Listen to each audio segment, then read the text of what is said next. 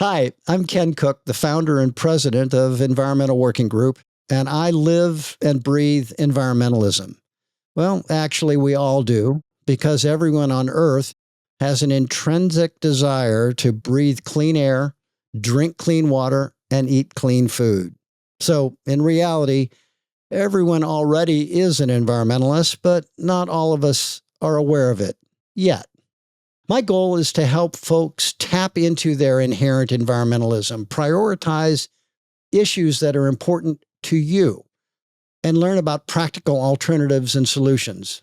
I simply refuse to accept that corporations are contaminating our soil, air, water, food, even our bodies with toxic chemicals and getting away with it. Because what's happening to our home impacts all of us.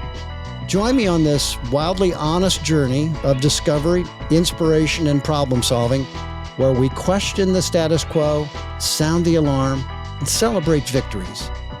This is Ken Cook is having another episode.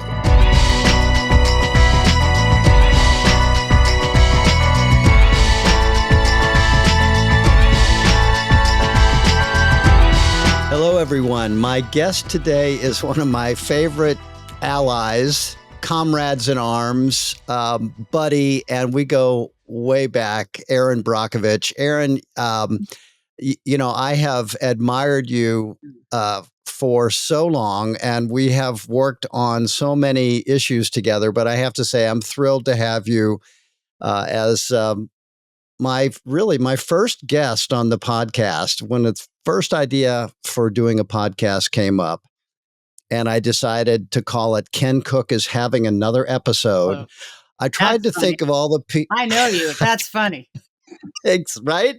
And we've had a few together. Oh, yeah. And I'm so thrilled you're here. So it's impossible to think that people don't know who you are, but you are Erin Brockovich. You're, I think, more responsible than almost anyone in recent memory to have galvanized the idea around environmental hero. I have you up there with Jacques Cousteau. I have you up there with Al Gore. I have you up there in the pantheon. I really do, my friend. And I'm just thrilled that I have had a chance to get to know you and work with you. You're the author of Superman's Not Coming, That's right. Our National Water Crisis, and what we the people can do about it. Yep. And we the people is in all caps on the cover for good reason. That's right. You're also the proprietor of the Erin Brockovich report, Yes. the Brockovich Yes, report, I guess it Brockovich is, report. which is on Substack. Yes. I want to get that in there right up front, because anyone who has the good fortune to come across this podcast, you're gonna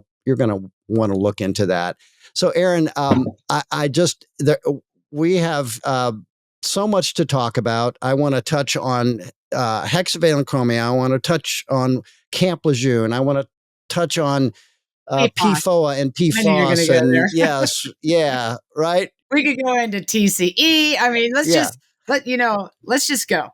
We got a lot to talk about. Yeah. PFAS, PFOA, PFUCT is what we are. And so we are PFUCT. We really are. What do you think the underpinnings are that made you an environmentalist and made you decide that you wanted to be something from childhood, something from... Yeah. Talk about that a little bit. So I talked about that in my first book.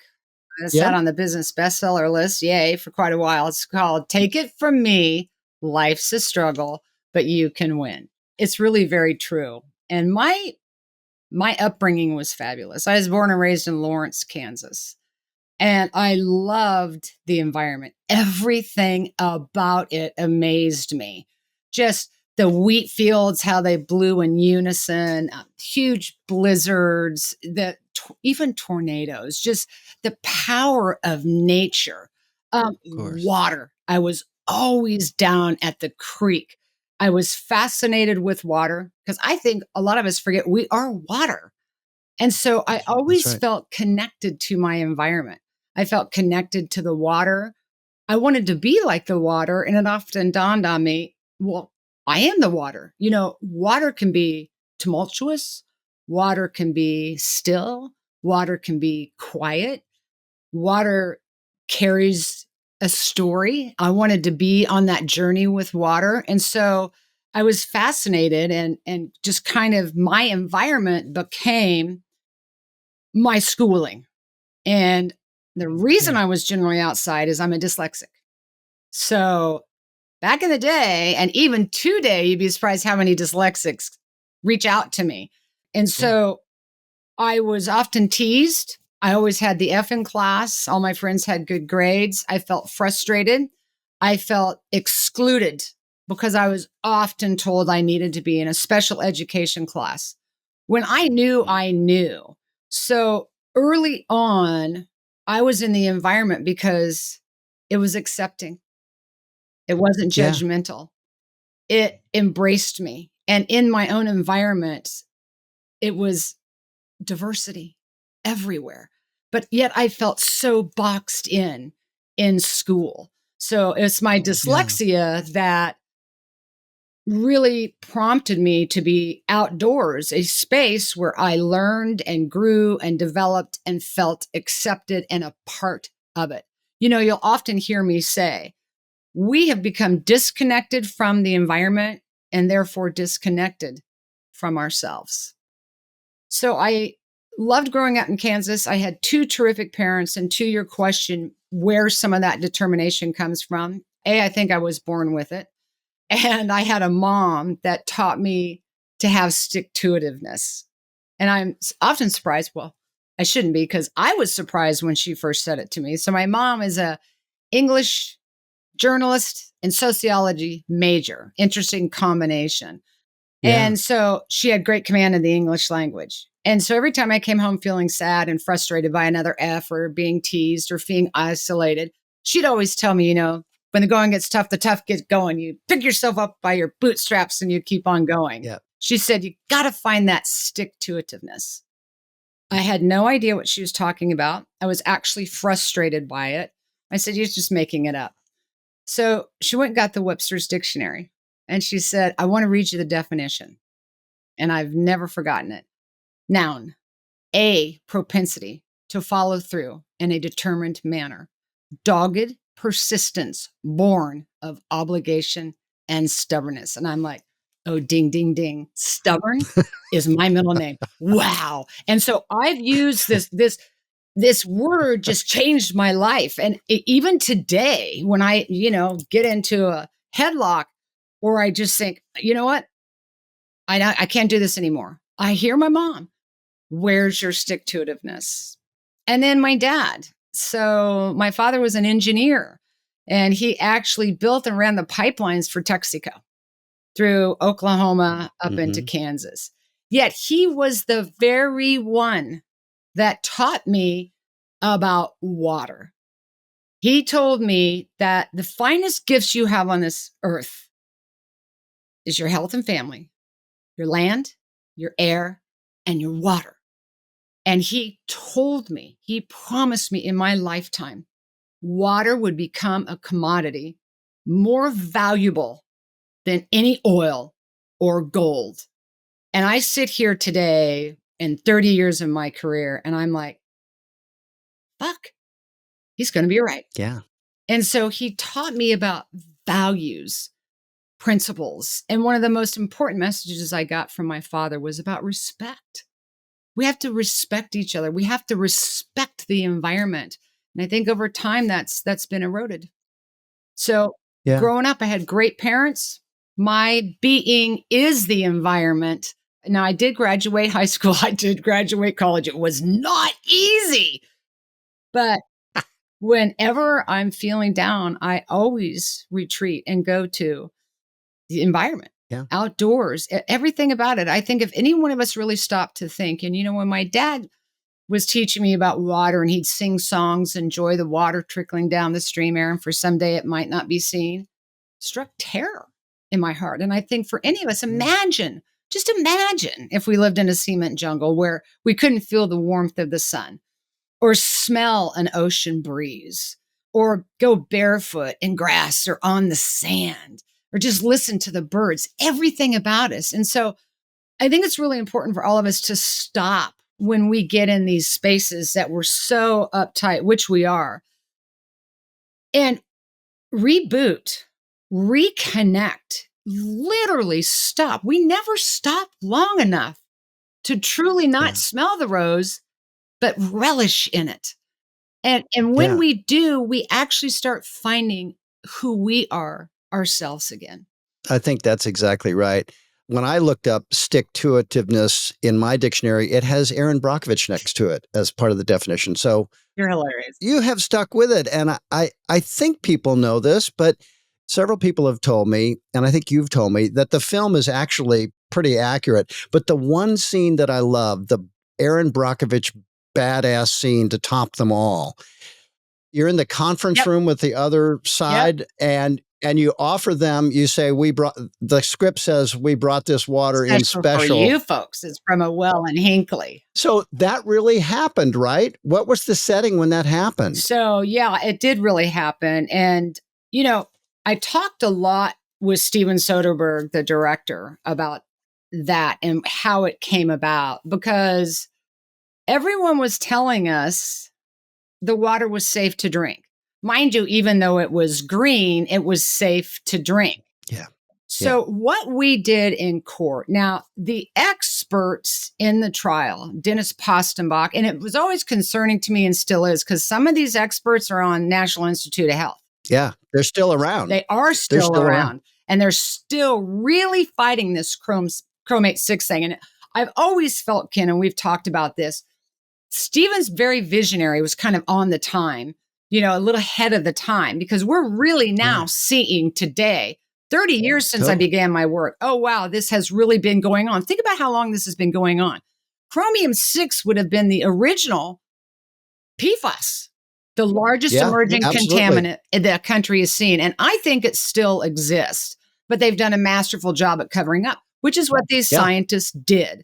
So they did an entire groundwater model to show and prove that Chrome 6 couldn't cause these things, not by ingestion. They got into the whole cancer thing. I think that's Deb Proctor that's involved in the cancer thing. They did during trial, when that groundwater model and everything that they were doing come up, with a little video, and we got an early notice of it. And it was these experts, this is true, sitting in a hot tub with hexavalent chromium in it, drinking wine and smoking cigars and making fun of the whole thing. And that to prove Chrome 6 by ingestion can't harm you or sitting in a hot tub. So we knew it was coming. The day's in trial. They've done their entire presentation. They're on the witness stand. But what they don't know is we're bringing in a glass of actual hexavalent chromium in water.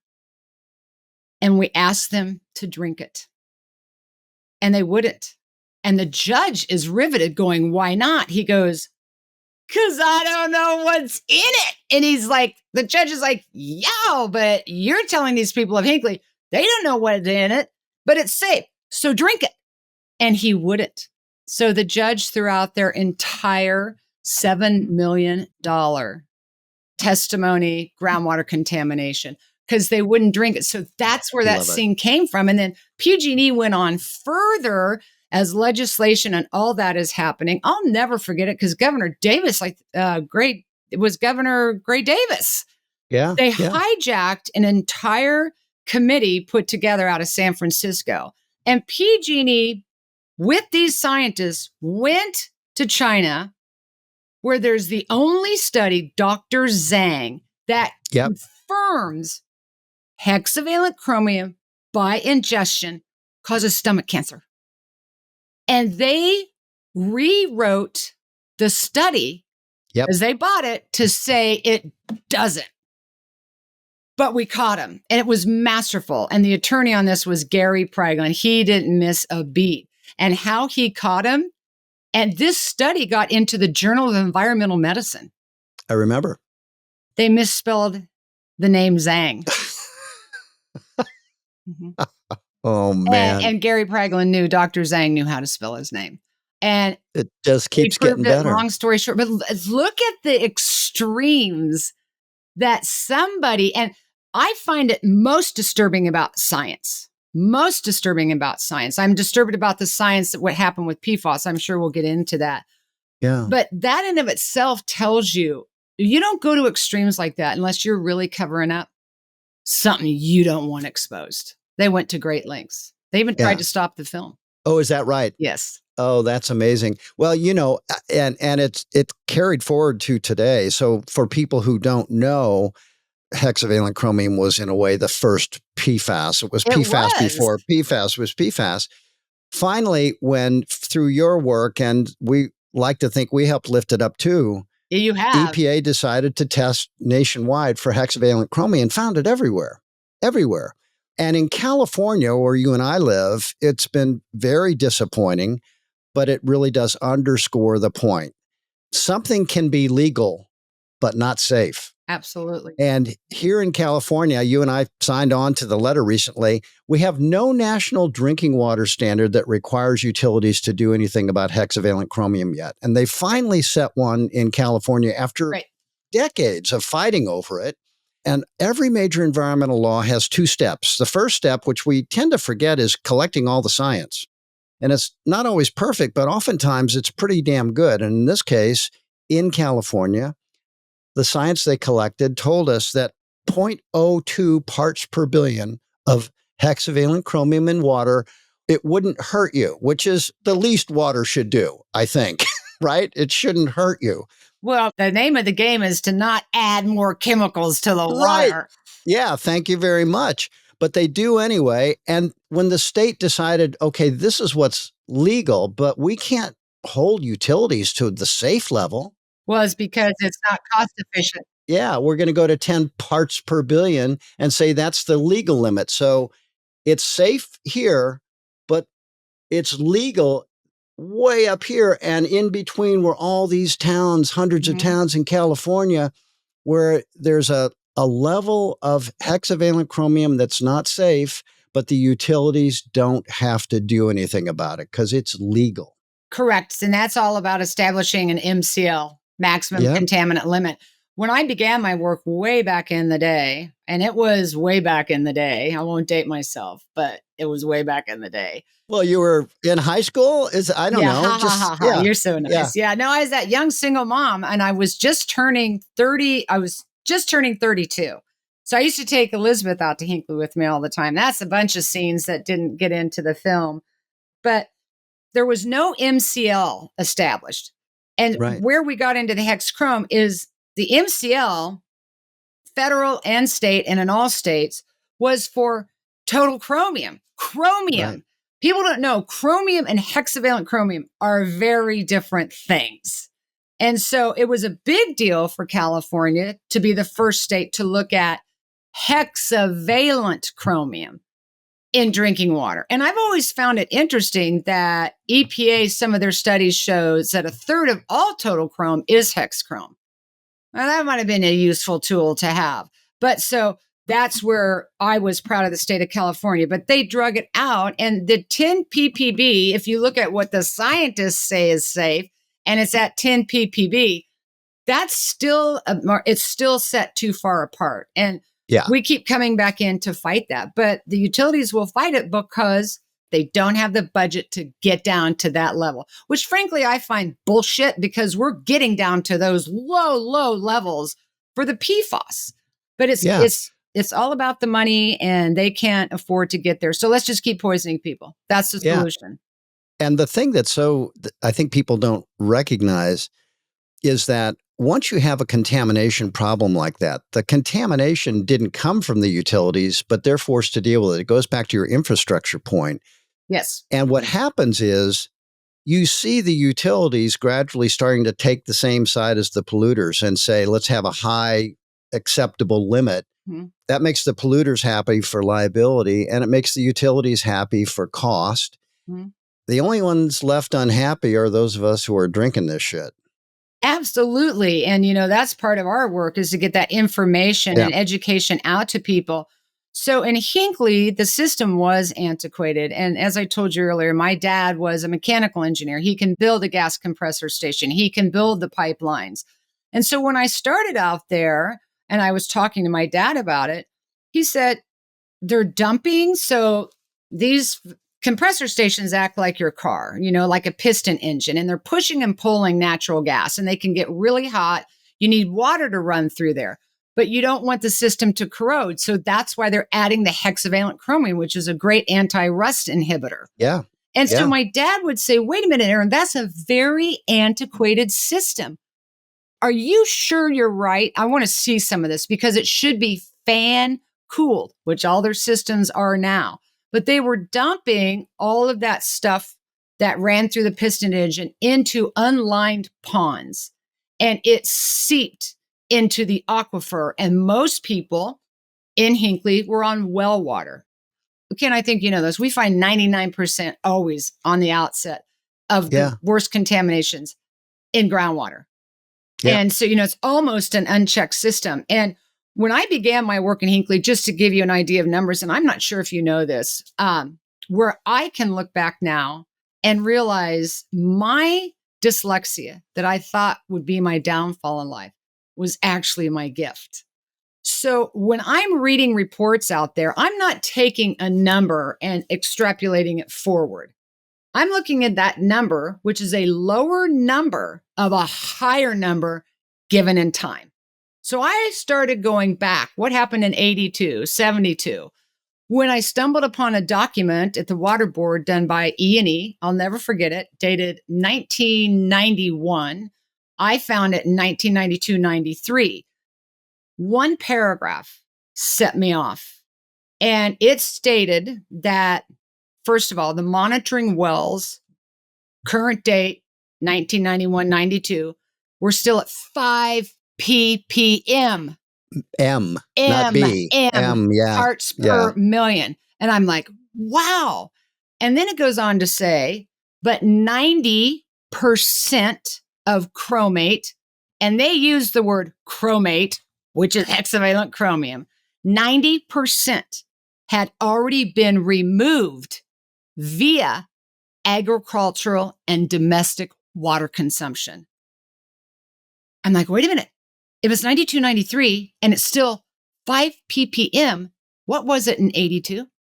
What was it in 72? Seriously. What was it in 68? When all these families were here and this little area was flourishing. When I found the document, the hexavalent chromium hit the aquifer, Ken, at 58 ppm. There it is. Yeah, which is, for those who are not inclined to do the math all necessarily, a part per million is 1,000 parts per billion. It's way over 10 parts per billion. Well, Let's put it that way. 5 parts per million, by definition, is legal hazardous waste. Yeah. And it started at 58. So it took from 1958 at 58 ppm all the way, look at until 1993. And it's still at 5 ppm. So what were these people exposed to? And that became very important to a dose response ratio and making a connection and a correlation of these diseases and cancers to those levels. And again, as we think about this across contaminant after contaminant after contaminant, the fact that we keep adding these chemicals to people's absolutely body burden load, right? We've got a new study coming out. I'll talk about it. A new pesticide that we found in people's blood. We'll be announcing it in a peer-reviewed article in a couple of days. But the PFAS thing is what blew my mind early on. And we've been at it for almost as long as we've been working on hexavalent chromium. Do you think there are any important toxic chemical issues that we're facing now that we didn't first hear about through litigation, trial bar litigation, the plaintiff's bar? I have trouble thinking of an example where we learned the full truth about a chemical exposure and when industry knew about it and when they knew about it, if they weren't sued. And that Rob Bilott sued in the case of PFAS. TCE comes to mind, though. Really? TCE, so did that came out through a normal governmental process? Yeah, Lockheed, and they knew the dangers. And that's a pretty big, if I had to pick top 3 right now, would be the hex chrome, the TCE, and the PFAS. Yeah. But so no one had to sue. That just came out. How did that come out? Did the government? Sued. Yeah. See, that's what I'm saying. Sued. It takes this litigation. And that's where I think people don't oftentimes understand the critical role and the limits of environmental law and regulation. Under most environmental laws, including the Safe Drinking Water Act, EPA rarely finds out what the companies really knew and when they knew it about contamination. Because there's no follow through. Yeah. Then the Safe Drinking Water Act is good if you will just follow it. But the EPA, and when I talk about infrastructure, I'm also referring to, as part of our infrastructure, are our agencies. Yes, thank you. And their lack of oversight, their lack of enforcement. I sometimes feel like they're in the same bed with the companies. And on the PFAS situation, it infuriates me because they were warned. They were warned that this was going to be a problem. Now, let's talk about science here for a minute, Ken, because this really bothers me. It really, really does bother me. So the EPA sets back in the day a guideline, not an MCL, a guideline for this chemical of 400 parts per trillion. Where'd you get that science from to set a guideline at 400 parts per trillion? I want to know. Because as you know, they set it at 400 parts per trillion. Municipalities can bring it in through the system up to 400 parts per trillion. So if it's 399 parts per trillion, you couldn't really go after them. So we go through this whole thing where EPA has to commission a study, and those things cost money, and they don't always have the funds, and they take time. So let's just move all the way up. All these decades, this chemical is running free through our systems. And in 2016, who was EPA director? Scott Pruitt. And the science came out.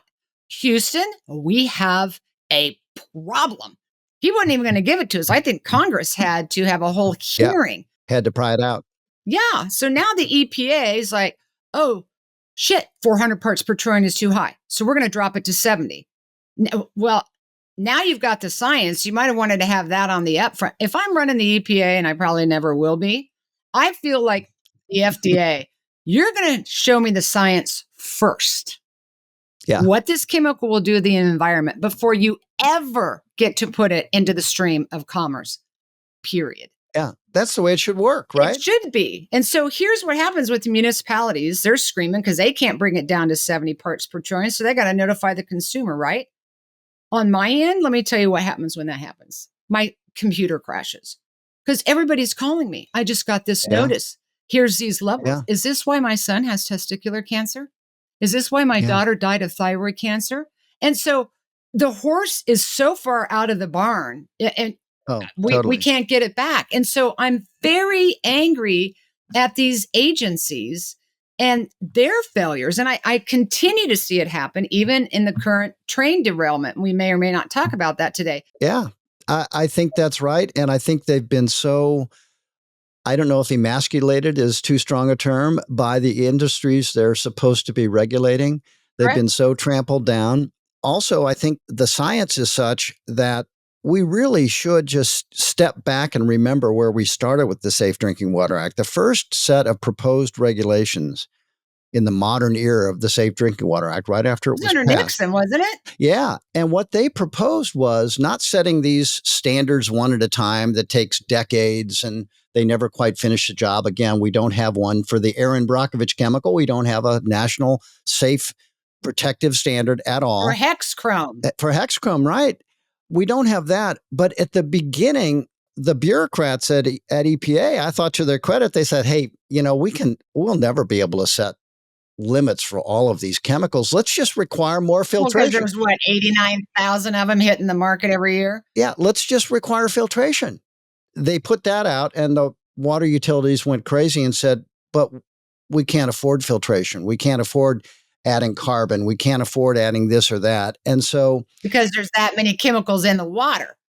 Yeah, they withdrew that regulation and they went back to, okay, first we'll do trihalomethanes, then we'll do arsenic, then we'll do them one at a time. Now we're doing PFAS and we'll never catch up. So the one good thing about what might be happening to finally regulate these Teflon Scotchgard chemicals and all the ones that have come to substitute for them, this perfluorooctanoic acid. Yes, the PFAS. What might finally come about is we'll go back to where we started. and will require utilities to do effective filtration. That will take out not just PFAS, but other things too.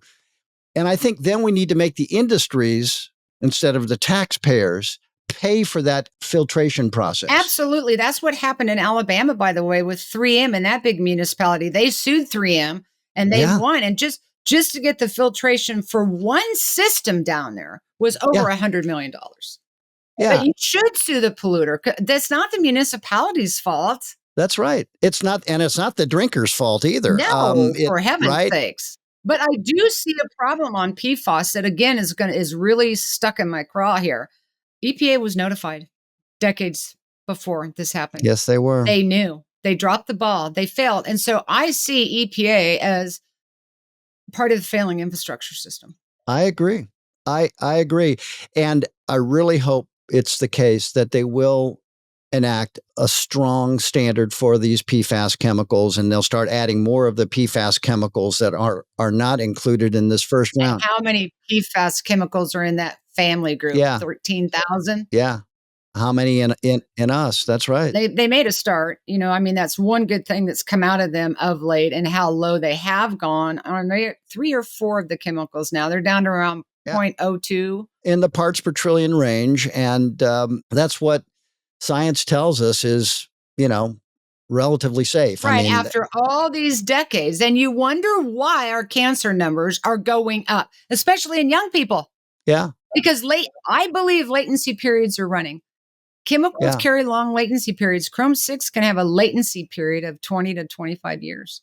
Yeah, for sure. Now, I want to talk about a couple of other areas we fought. One of the ways that we worked together for years, and I was proud to fight alongside you, and I watched you in action in the Senate. I watched you convince Republicans that this was an issue they needed to care about. Mike Johans was one from Nebraska. I don't know if you remember. Mike was former Secretary of Agriculture, and we went into his conference room and he came in. You talked about your kids in the military. Yes. Without arm twisting at all, you just basically said, how can we do this to our kids? How can we do this to our heroes? Mm-hmm. In the course of a meeting with Erin Brockovich, just completely flipped. Now, he's the kind of Republican who would have a hard time getting elected these days. Yeah. I'll just put it that simply. But let's talk a little bit about Camp Lejeune, because there's been a recent, again, very belated development, but a good development. Yeah. But belated, which one was that? Yeah, this was the one where the study came out that showed that from ATSDR showed the link to cancer. Oh, yes, very much. Yes. Yeah. Yes. But the bill got passed much earlier, thanks to your advocacy. People decided, well, we need to do something for the Camp Lejeune victims. Well, and that's Jerry Insminger, too, as you know. That's Jerry right. Insminger, this would have never, ever happened. And all the good work that John Stewart did on the burn pits. And that's when they kind of put the Camp Lejeune Justice Act in with the burn pits. So there will be an opportunity, because normally you can't sue. Not normally. You can't sue the DOD. Right. So it was a pretty big deal, but it was an egregious conduct. Oh, and to your first point, these issues, politics should not be involved. I don't care if you're on the right or left. No. It's all of our health. It's your child's health, whether you're Republican or Democrat. My father was a Republican man from Kansas, and yet he knew the very value. It's almost right from wrong. Yeah, and so this shouldn't be a political issue at all. And Camp Lejeune, for me, is so egregious and like a black eye on the country. And it bothers me because these men and women, I've got military kids, and one is not well, that is a combat vet. They'll give their life for us, and to come home alive from war and to be poisoned on your own soil and your own drinking water and have your child die. And you knew. Yeah. I don't think it gets any worse. So upsetting. And again, will take me back to these agencies, and what you do know and what you cover up has got to change. Absolutely. It's about all of us, not a party line, and right and wrong. Yep. If we're going to talk about the PFAS, though, another thing that I want to bring up before we go that I find concerning, because it's has already destroyed a ginormous portion of our landmass and our Yes. farming, because all the wastewater that's full of PFAS, we're spreading onto the fields. So now it's leaching through the topsoils. So you've contaminated the soil. Now you've contaminated the water. Now guess what's happened? You've contaminated the food chain. Up in Maine, you can't eat the chicken eggs full of PFAS. They had to kill the cows. The USDA delayed months, almost 2 years, notifying the state and the EPA about what was happening because the PFAS was in the milk. So in Maine now, Maine, it's beautiful. You've damaged the water. You've destroyed the organic farming. You've damaged and affected the food chain. You can't hunt. You can't eat the fish. You can't eat the deer. That is a shit show. And it makes me think of Dr. Shahana Swan's book, Countdown. And I don't know what we're thinking when you've contaminated the land and the water and the food chain. We are fucked. Yeah, we're P-fucked. We are P-fucked. And what I try to teach in Superman's Not Coming, there is something you can do about it. One of the first things you can do is don't get comfortable or complacent or assume that these agencies have your back. They have taught us they do not. And we can take so many different actions moving forward. And part of it is just even recognizing this problem exists, just showing up to hear it, to understand it, because we've destroyed the land and the water. Yeah. And so Dr. Shahana Swan writes about in her book called Countdown, because one of the biggest things about PFAS, Ken, is infertility. Yeah. Causing infertility. And her best estimate was by 2050, a third of the population to be sterile. Are we kidding? Just so we can have nonstick pans. Yeah. Well, what good is it going to do any of us if the population just dwindles? That's Countdown. Yeah. No, exactly. Exactly right. And I think, the lesson that I always take away from you, and it's certainly the lesson of Superman's Not Coming, which is you got to be your own Superman. You've got to stand up yourself. You've got to find your own backbone and your courage. And there are other people out there to help you once you do that. You're not alone. Oh, you're not alone. You're not alone. There are plenty of people who will be on your team.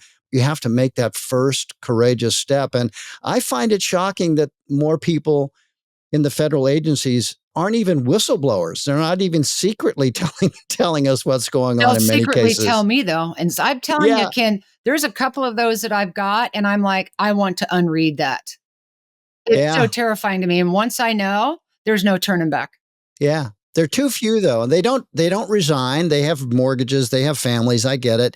But when you see this kind of evidence coming in, do the right thing and still have those things. I don't know why it is we think we have to do the wrong thing to have those things. You don't. Yeah, you really don't. But I get that people feel that pressure. But I'm still shocked that they let it go. I don't understand it, and that's part of infrastructure. It's moral infrastructure. But right? Absolutely. It's not, and not just, it's been eroded over time, and some of this makes me think a couple of things. One, about the women, to our point about what you can do in Hannibal, Missouri. When Flint, Michigan happened, I got an email a year before anyone knew what it was. And then I was out of the country. So you have to be able to read between the lines. So I have emotional intelligence. I can feel these things. I can everywhere I go. And so when I'm reading this email, I'm like, that just doesn't sound right. So our friend Robert Bocock. Yes, so indeed. I was in Australia and I said, Bob, can you look at this? He was in Flint the next day and he knew. But this had been going on and we all saw the huge cover up. And here, once again, they switched river waters and they did it to save a buck. And they knew when that hit when they changed the system and they created that corrosive water, that all the lead would leach out of the pipe. Leach right out. Yep. Oh my God, they are so guilty. And once again, it's really frustrating. But I brought up Flint because it reminded me of Hannibal. A lot of people don't know about Hannibal, Missouri. Same thing. A group of women came to me and there were the same symptoms that you saw in Flint, the hair loss, the rashes. The kids seemed to not be brain foggy. They were failing in their grades. Yeah. long story short, within the distribution system, at some junctures, they had lead levels as high, if not higher than Flint. So this group of small women, 3 or 5, we worked with them and, how to do signs, how to inform the Yeah. community. We taught them about trihalomethanes, why they had their lead issue, because they were Yeah. adding the chloramines, not the THM. They were adding chloramines. This is another entire podcast you and I could do.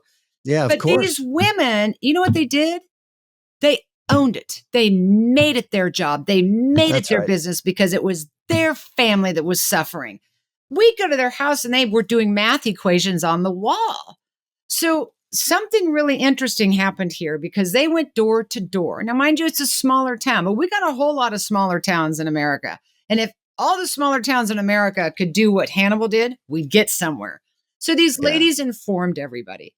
And the next time we met, there's like, they want to do more. So you know what? They were having city council elections coming up. So they ran for office for city council and they won, Ken. And Oh, they did a man. referendum and put it out to vote. Do you want to add chloramines to the system? Yes or no? It went all the way to the state. They got the legislation passed. And as of around March 2020, Hannibal has lead-free water. Yeah. See, that's the power of one and then a few coming together. Yeah, standing up and again, that first impulse to step outside your comfort zone. There are other people who will meet you there and help you. You're not alone. And I think if anyone comes away from this podcast with a message, it's really that. It's the message of your book, and I love your book. Thanks. It's just so important for people to find it within themselves to fight back and look for allies who can help you in that Absolutely. fight. We are out there. And the truth of the matter is, you can't count on anyone else to stand up. You just can't count on it. Yeah, and you certainly can't count on Superman coming in, some all-powerful being to do the And job. you don't need it when you become that yourself. And one thing that I've learned, Ken, in these communities is they oftentimes don't go forward because they're teased, they're ridiculed. You're a hysterical mother. One of the first things in Hinckley, I was getting feedback from people. You're not a doctor, you're not a lawyer, you're not a scientist. What do you know? And I was gobsmacked, and I'm like, I don't have to be any of that to be a human and to tell you those 2-headed frogs in that green water is fucked up. And we just have to get back to being human. You do know, and you have these great instincts. You know them, but we're afraid to follow them because when we do, you're being a hysterical mother. We don't want to hear it. You're wrong. Where's your science? And then we turn back into ourselves and we don't want to say anything. And I really tell people, don't be afraid to ask a question. Who cares if you're wrong? Learn something, ask something, show up. I've learned in these communities, do not ever call a group of angry moms hysterical, because I am telling you, they will get together. They are in it for the long haul. They've got that stick-to-itiveness and just get out of their way. So I really encourage people, like you just said a minute ago, that comfort zone. Don't be afraid to show up in a meeting. Don't be afraid to ask a question, even if you think it's silly. When I started my work in Hinckley, there was this moment of why me? And then I thought, why not me? Yeah. And that's every one of us. So if you're sitting here thinking you got to go to a meeting or you can only speak up if you know this, that, this, or that, there's that box. Why not you? Yeah. To go right back to basics, call it whatever you will. But if you have an industry or a regulator or someone else telling you it's okay to have a toxic chemical in your body, that is not science. These things end up in our bodies because it's convenient for industry to have that happen. There's no formulation of biology under which it makes sense to do that intentionally. And I don't care where they say the safe level is as industry scientists. You have a right to say, you know what the right level of toxic shit in my drinking water is? It's this. Correct. I want nothing in my water. Thank you very much. My dad, right before I lost him, he said, remember this, Erin, the solution to pollution is not. dilution. And that's what we've done. And we have to figure out other ways to get rid of our hazardous waste. We could even talk another podcast about fluoride, which is highly toxic, which the EPA covered up again. Yeah. So it feels like, and sometimes, Ken, I just think I feel sorry for us right now. And I know why we're so divided, because these things have just keep happening and happening. And I'm 30 years into the future, and I'm in my legacy phase. So 11 years ago, it was 11. I think I was done. It gets to be too much for anybody. And I'm so overwhelmed with not only here in America, but nationally, internationally, the scores of the damage that these chemicals have done to the entire planet. Yeah. And then I had the enormous privilege, literally, of catching my first granddaughter being born. And I was like, kumbaya. And this is why I will keep up the fight. Of course you will. I just feel I have that duty to this planet and to these next generations. I think we have a lot of work to do. We do. You've inspired me. You've pissed me off. You've I made me piss hopeful. You off. You always piss me off, but I think we do that for one another. And, that's what having an episode for me is all about. It's the people in the world and the events in the world that I come to understand, usually through some interpretation by some visionary person. And you're that for me, Erin. I have to tell you, anytime I'm feeling like I might need to step back a little bit, take a little me time, whatever. Not that one shouldn't do that, but a little dose of Erin Brockovich, and I'm like, fuck that. I'm back in the fight. Put me in, coach. Yeah, you reapproach. It's like I feel like a plane coming into the headwinds. If you just keep pushing and you're going to make that crash, you got to take off and you got to reapproach. And in that time, that's where you can rebuild that fight. My dad used to say, if Erin's quiet, you better run, because she's thinking and she's going to come out swinging. So if you need to reboot, but come back at it. I want us all today to be the buffalo. Buffaloes always turn into the storm. Yeah. Because instinctually, they know it will be quicker to get through it. And if they turn away from it, the worst of the storm, the winds will catch them. Don't be afraid to turn into the storm. All right. Is that the title of the next book? It could be. It could be the buffalo. I just want to thank you so much for coming on. Okay, and listen, thank you to you. More to come, right? For great work that you do. This will be our next conversation, but people don't understand about EWG and the depths of where you have to get to for these changes. And it's legislatively. And it's that science. And you have been steadfast at that with EWG. I've seen great work that you have all done. And I appreciate it. I hope a lot more people learn about you. You already have a lot knowing about you. I get people emailing me, but EWG said this. But how you've outreached and made accessible information, made it visual with your maps, with your Chrome map, all the legislative fights that you've had. Thank you. And you've made a huge difference. You are so welcome. And it's great to be in the foxhole with you, my friend. We'll stay there together, even though we piss each other off. I know.